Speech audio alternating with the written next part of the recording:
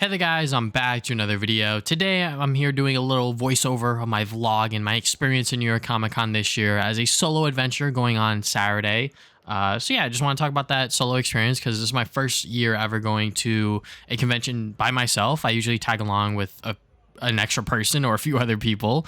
But this year I decided to go by myself because why not? I wanted to go to New York Comic Con this year to meet some of the artists there and also just see the cool stuff that is around at New York Comic Con because it's been a year or two since I've gone. So yeah, unfortunately, once again this year it rained. I can't believe every single year that I go to New York Comic Con it rains, but hey, it rained again. Obviously, this is the biggest convention, pop culture convention in New York, so it's going to be busy. It's going to be packed. There's a lot of people there. So the first thing that I saw as soon as I went upstairs, because I went through the south entrance, which is through like the bottom floor, then I went upstairs and I instantly saw these gachapon machines that Bandai Namco was doing. And pretty much the way it worked was that you paid $2 per token. So I paid $20 for 10 tokens and I got like a free bag. So that was pretty cool.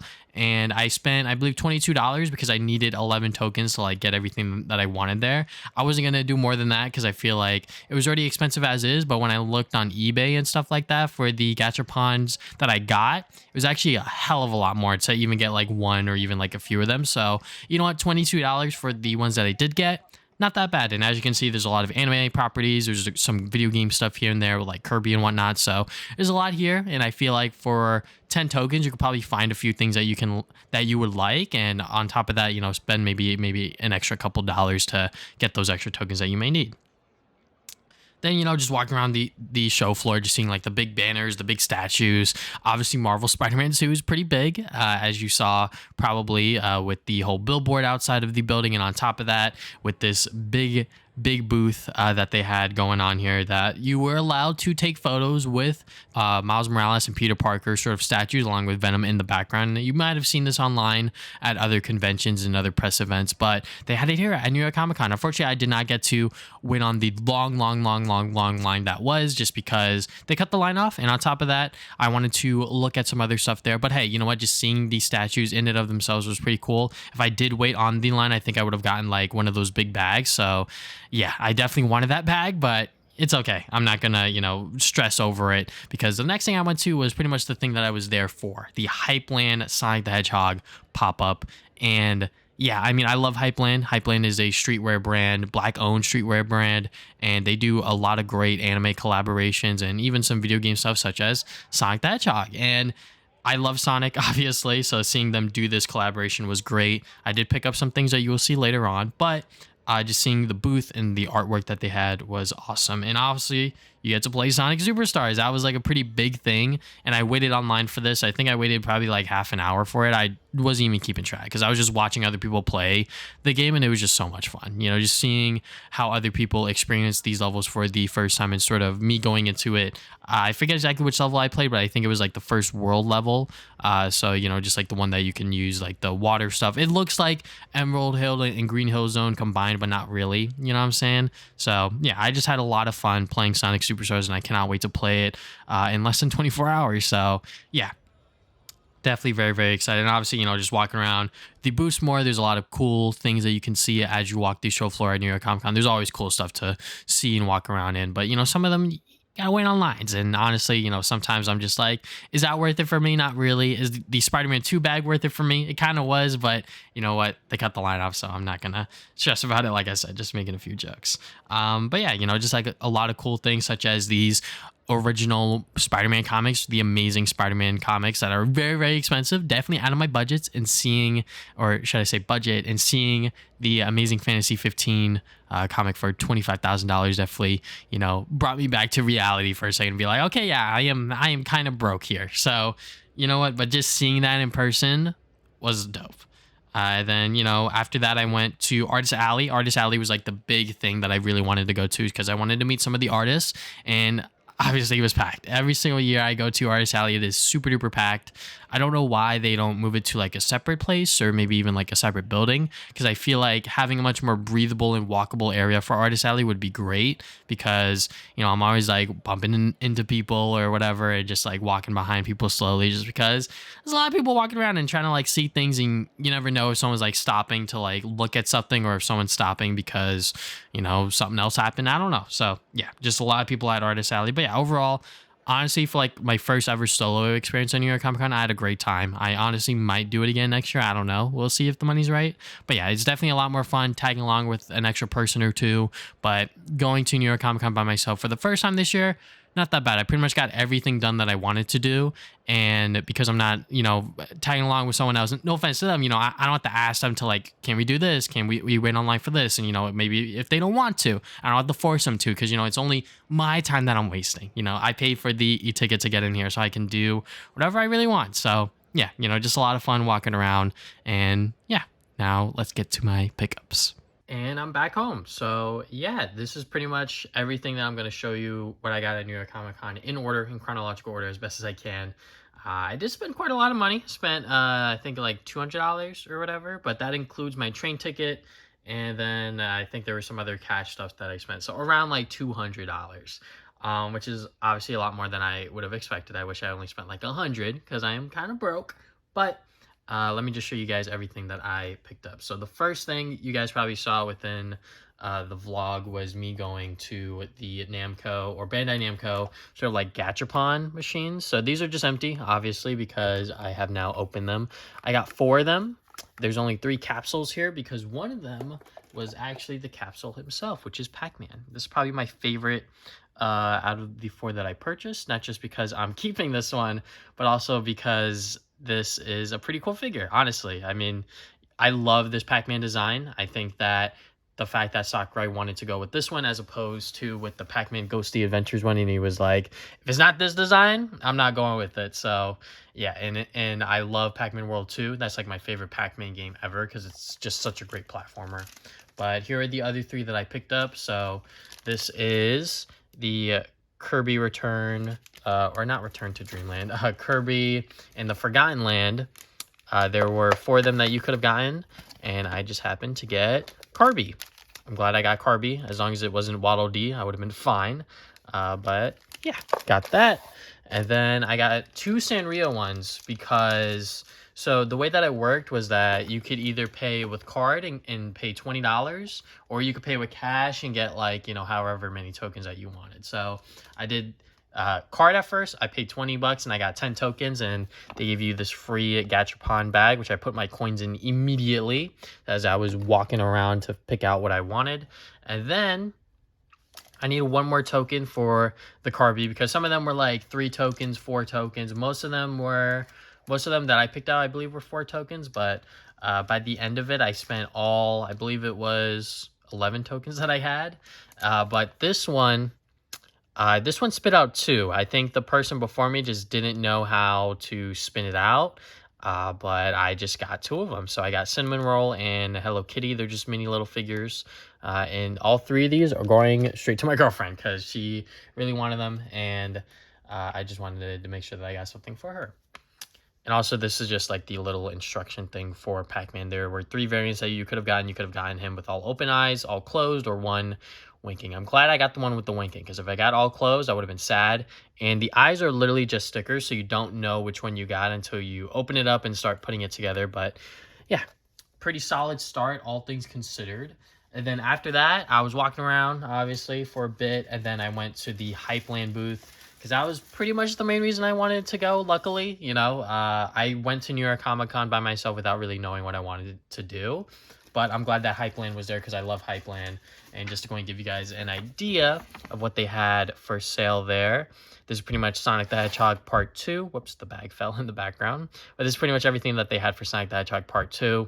It kind of ripped a little bit because when I went back to the train station, it started to rain. And then when I went home and I noticed that, oh no, it ripped off. So don't know where the top piece went, but the Hypeland logo and the Sonic the Hedgehog logo were right on top. And yeah, that's pretty much everything that they had to offer. I did not get the 250 jacket. I wish I did. I wish I had that kind of money, but Not today, not today. So I picked up 2 shirts for myself, and then I picked up a couple of other things that I already gave to one of my friends slash coworkers.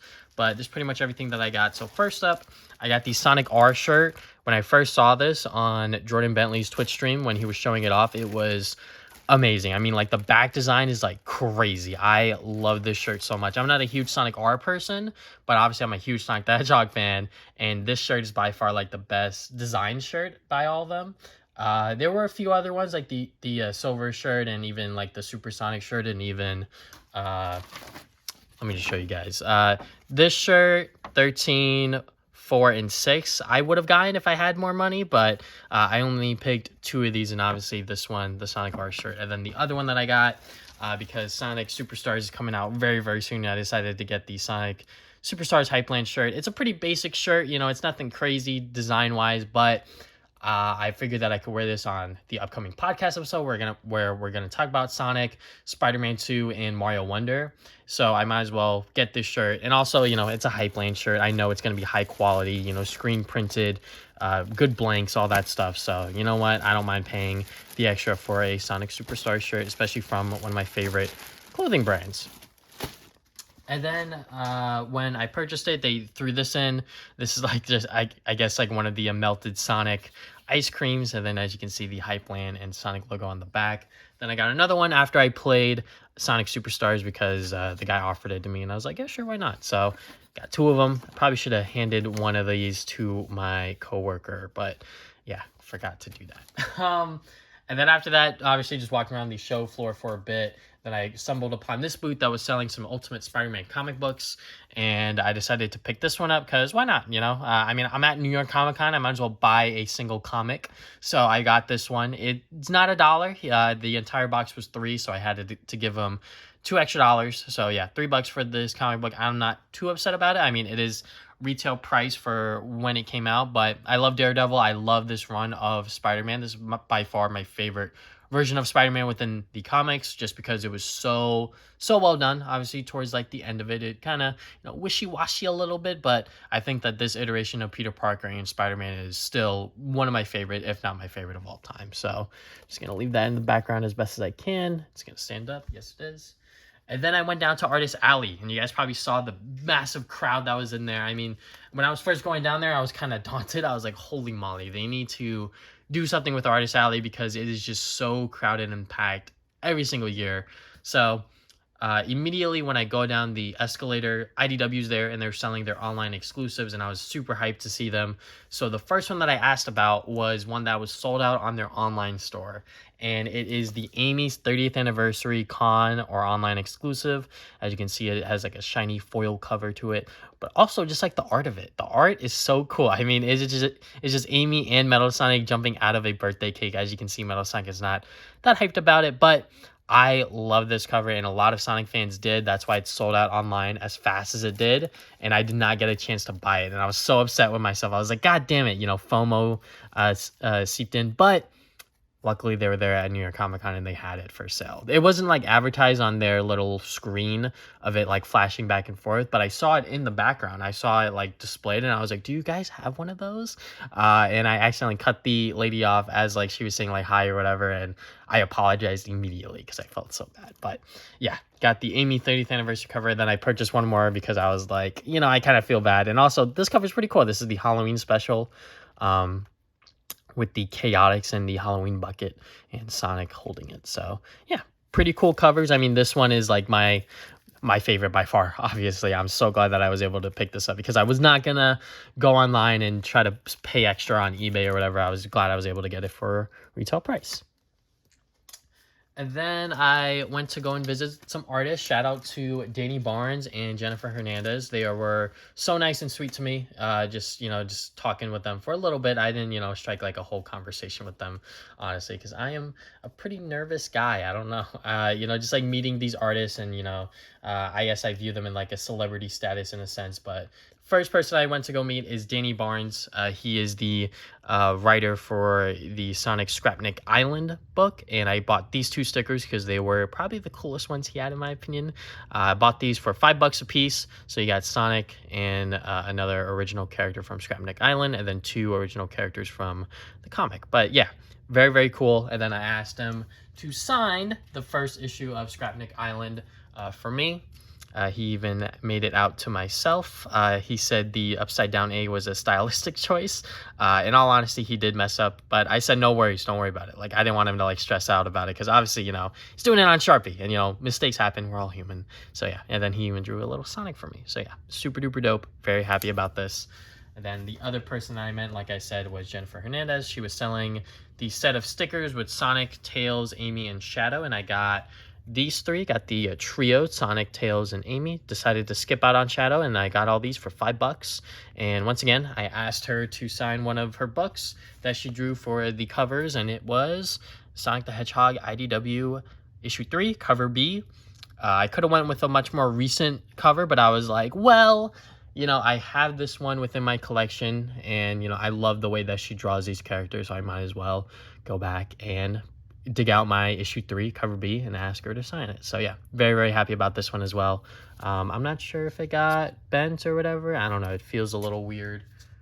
Maybe it got wet. I don't think so though, because it's all in plastic. Anyways, so the last person I went to go see, I was literally walking around the artist's alley floor for like 5-10 minutes trying to find them, because I had the number down and everything, and that was seeing Gabriel Piccolo and Cami Garcia. So my main objective was to get them to sign one of the books that I already bought from them, but also purchase the Robin book, because I haven't purchased that one yet. So they had the Robin con exclusive book. This one was $50, which I was not proud to spend on, but they were going to sign it as well. And because it is a quote-unquote con exclusive, I'm not exactly sure how true that is, but you know, if it was a New York Comic Con exclusive, then sure, why not? I'll buy it here and finally get a chance to read the Robin book. And they signed it, like I said. So as you can see, I got Cami Garcia, Gabriel Piccolo, even made it out to myself, Travis. So yeah, pretty dope. Loved meeting them. They were so nice and sweet. And then the other thing that I got them to sign, which was an extra $5, which I've never paid for a signature before, but you know what, $5, I can give it up, was the Teen Titans Raven book. Pretty much everything that started it all. And yeah, I got them to sign my own copy of it. I bought this on Amazon when it first came out. Read it, loved it. And yeah, there it is. So yeah, very, very happy about my pickups for this New York Comic Con. Honestly, it was a lot of fun. Even though I went by myself, it was something that I was kind of scared of doing. But at the same time, once it was all said and done, I had a ton of fun. You know, what can I say? So thank you guys for watching this video. If you guys want more videos like this, you can hit the like button and subscribe. I put up new videos on Saturdays. You can follow me on social media, Facebook, Twitter, Instagram, TikTok, all at TV Sonic Gaming. And you can check out my podcast called The Travis Name Podcast. We talk about games, movies, and anime every other week. And yeah, that is all I have for today. Thank you guys for watching this video once again. Now, see you guys next time with more videos.